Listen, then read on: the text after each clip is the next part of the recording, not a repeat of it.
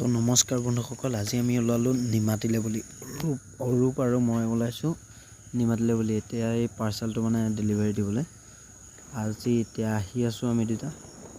আহি পথাৰৰ মাজত, পথাৰ নহয় একচুৱেলি ৰাস্তাটো মানে বৰ ধুনীয়া লাগে এইকণ জেগা।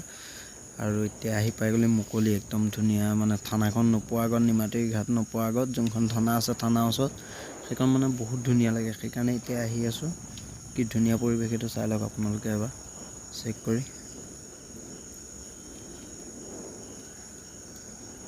আহি আছোঁ এতিয়া বৰ্তমান এইটো উপন্যাস মানে মই এটা চিনেমেটিক ৰেকৰ্ডিং কৰি লৈছোঁ আপোনালোকক দেখুৱাবৰ কাৰণে। তো কেনেকুৱা হৈছে ক'ব সকলোৱে। আহি আমি নিমাতী ঘাট পাই গ'লোঁ। এতিয়া অফলামুখৰ ফেৰীৰ ওচৰলৈ নামি গ'লোঁ।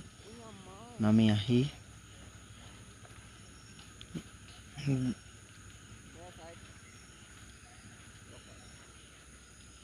ইয়াত এতিয়া পাৰ্চেলটো লগাই দিলোঁ ফেৰীখনত। আৰু এইটো ভিউটো এবাৰ চেক কৰক, কি ধুনীয়া পৰিৱেশ, কি ধুনীয়া ভিউ আহি আছে।